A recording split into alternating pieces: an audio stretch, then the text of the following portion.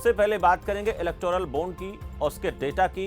Upload करने के बाद आखिर फिर क्यों सुप्रीम कोर्ट ने एसबीआई को फटकार लगाई है। अगली खबर में चर्चा करेंगे मोदी सरकार के ओटीटी प्लेटफॉर्म पर किए गए डिजिटल स्ट्राइक की। तीसरी खबर में जानेंगे आखिर जंग के बीच में रूस में कैसे राष्ट्रपति चुनाव हो रहा है। और अंत में बात करेंगे शुक्रवार सुबह मिली एक ऐसी खबर की जिसके बाद आम आदमी ने राहत की सांस ली है।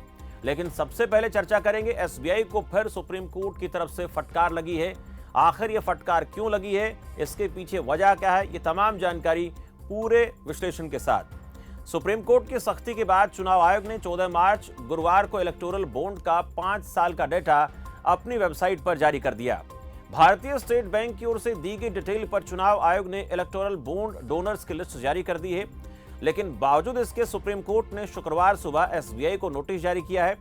कोर्ट ने कहा कि 11 मार्च के फैसले में स्पष्ट कहा गया था कि बॉन्ड की पूरी डिटेल, खरीदी की तारीख, खरीदार का नाम, कैटेगरी समेत दी जाए।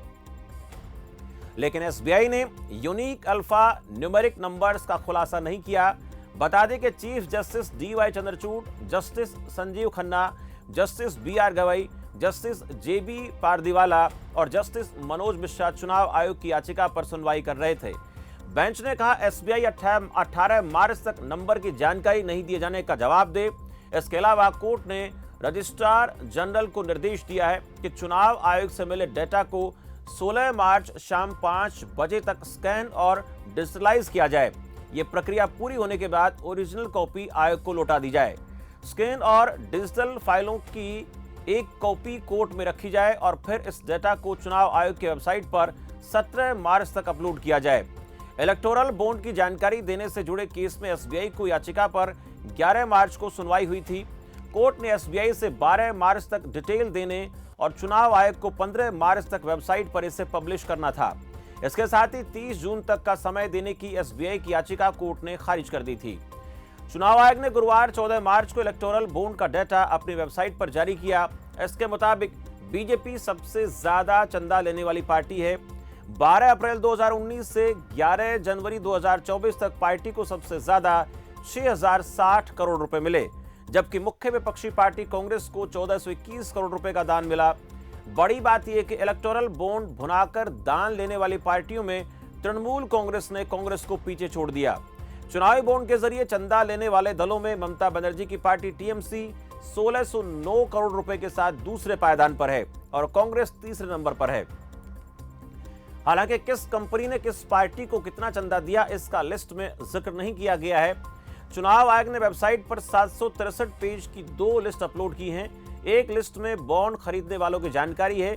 चुनावी बॉन्ड इन कैश कराने वाली पार्टियों में कांग्रेस, तृणमूल कांग्रेस, आम आदमी पार्टी, समाजवादी पार्टी, एआईएडीएमके, बीआरएस, शिवसेना, टीडीपी, वाईएसआर कांग्रेस, डीएमके, जेडीएस, एनसीपी, जेडीयू और आरजेडी भी शामिल हैं।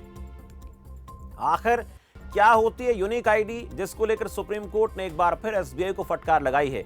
दरअसल यूनिक आईडी हर एक बॉन्ड का यूनिक नंबर होता है। इसके जरिए आसानी से पता लगाया जा सकता है कि आखिर किस कंपनी या व्यक्ति ने किस पार्टी को चंदा दिया है। चंदा देने वाले और चंदा पाने वालों की सारी जानकारी एक ही स्थान पर उपलब्ध रहेगी। इस मामले पर सुप्रीम कोर्ट का कहना था कि बॉन्ड नंबरों से पता चल सकेगा कि किस दानदाता ने किस पार्टी को कितना चंदा दिया है। फिलहाल इस मामले में अगली सुनवाई 18 मार्च को होगी। भारत के सर्वोच्च न्यायालय ने अपनी तरफ से 1 महीने यानी पहले 15 फरवरी को एक ऐतिहासिक फैसला सुनाया था। सुप्रीम कोर्ट ने लोकसभा चुनाव से पहले चुनावी बॉन्ड स्कीम को अवैध करार देते हुए उस पर रोक लगा दी थी। कोर्ट ने अपने फैसले में कहा था इलेक्टोरल बॉन्ड सूचना के अधिकार का उल्लंघन है। वोटर्स को पार्टियों की फंडिंग के बारे में जानने का हक है। सुप्रीम कोर्ट के इस फैसले के बाद से ही राजनीतिक बयानबाजियों का दौर शुरू हो गया था। चुनावी या इलेक्टोरल बॉन्ड स्कीम 2017 के बजट में उस वक्त के वित्त मंत्री अरुण जेटली ने पेश की थी। 2 जनवरी 2018 को केंद्र सरकार से इसे नोटिफाई किया गया। ये एक तरह का प्रोमिसरी नोट होता है, इसे बैंक नोट भी कहते हैं। इसे कोई भी भारतीय नागरिक या कंपनी खरीद सकती है। 2017 में अरुण जेटली ने इसे पेश करते वक्त दावा किया था इससे राजनीतिक पार्टियों को मिलने वाली फंडिंग और चुनाव व्यवस्था में पारदर्शिता आएगी, ब्लैक मनी पर अंकुश लगेगा।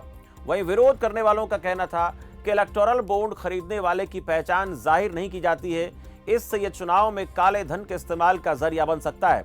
अब चुनाव आयोग ने इलेक्टोरल बॉन्ड के 5 साल के डेटा को सार्वजनिक कर दिया है। चुनाव आयोग ने वेबसाइट पर 763 पेज की 2 लिस्ट अपलोड की हैं। हालांकि दोनों लिस्ट में बॉन्ड खरीदने वालों और इन्हें इनकैश कराने वालों के तो नाम हैं, लेकिन ये पता नहीं चलता कि किसने पैसा किस पार्टी को दिया। वह इस मामले में याचिका लगाने वाले एडीआर के वकील प्रशांत भूषण ने सवाल उठाया कि एसबीआई ने वो यूनिक कोड नहीं बताया जिससे पता चलता कि किसने किसे चंदा दिया। ऐसे में कोड की जानकारी के लिए फिर सुप्रीम कोर्ट जा सकते हैं। कांग्रेस ने भी इलेक्टोरल बॉन्ड के डेटा पर सवाल उठाए हैं। पार्टी ने कहा दानदाताओं और इसे लेने वालों के आंकड़े में अंतर है। दानदाताओं में 18,871 एंट्री हैं, जबकि लेने वालों में 20,421 की एंट्री है। पार्टी ने यह भी पूछा कि ये योजना 2017 में शुरू हुई थी, तो इसमें अप्रैल 2019 से ही डेटा क्यों है। इस पर आयोग का कहना है कि उसे ये जानकारी एसबीआई से ऐसी ही मिली है। 2019 से 2024 के बीच 1,334 कंपनियों लोगों ने कुल 16,518 करोड़ रुपए के बॉन्ड खरीदे और 27 दलों ने इन्हें कैश कराया। इलेक्टोरल बॉन्ड का जो डेटा सार्वजनिक किया गया, उसमें सबसे बड़ा चुनावी चंदा future gaming and hotel services ने दिया है। कंपनी सिक्किम, नागालैंड और पश्चिम बंगाल समेत पूरे देश में लॉटरी के टिकट बेचती है। इसे लॉटरी किंग मार्टिन सेंटियागो चलाते हैं। उन्होंने 1,368 करोड़ रुपए का चंदा 21 अक्टूबर 2020 से जनवरी 24 के बीच दिया है। वह इलेक्टोरल बॉन्ड का डेटा जारी होने के बाद कांग्रेस नेता जयराम रमेश ने कहा बीजेपी ने स्कीम के जरिए करोड़ों रुपए का भ्रष्टाचार किया है। जयराम ने कहा कि पहले कंपनी के मुनाफे का केवल एक छोटा प्रतिशत ही चंदे में दिया जा सकता था। चुनावी बॉन्ड स्कीम में यह प्रतिबंध हटा दिया गया। इससे शेल कंपनियों के लिए ब्लैक मनी चंदे के रूप में देने का रास्ता खुल गया। हालांकि इस मामले में बीजेपी तर्क दे रही है कि जो पार्टी सत्ता में रहती है उसे दूसरी पार्टी की तुलना में ज्यादा चंदा मिलता है, क्योंकि लोग उसकी योजनाओं से प्रभावित होकर चंदा देते हैं। लेकिन अब अगर सियासी तौर पर देखें तो इसके कई मायने निकाले जा सकते हैं। लोकसभा चुनाव से ठीक पहले चुनावी बॉन्ड पर रोक लगाई गई और इसे सार्वजनिक किया गया। ऐसे में चुनावी चंदा लेने के प्लान पर राजनीतिक दलों को झटका जरूर लगा है। सियासी दलों को चंदे की समस्या से जूझना होगा। चुनाव में खर्च के लिए अन्य सोर्स तलाशने होंगे। वह जिस पार्टी को सबसे ज्यादा इलेक्टोरल बॉन्ड से चंदा मिला है उसे सबसे ज्यादा दिक्कत होगी, जिसमें पहला नाम बीजेपी का, दूसरा नाम टीएमसी का और तीसरा नाम कांग्रेस का है। वह कोर्ट के इस फैसले से केंद्र सरकार के उस दावे को भी झटका लगा है जिसमें कहा गया था कि इलेक्टोरल बॉन्ड से चंदे में पारदर्शिता आएगी। लेकिन अब सबकी निगाह इस मामले पर 18 मार्च को होने वाली सुनवाई पर टिकी है। क्या एसबीआई बॉन्ड्स की यूनिक आईडी शेयर करता है कि नहीं?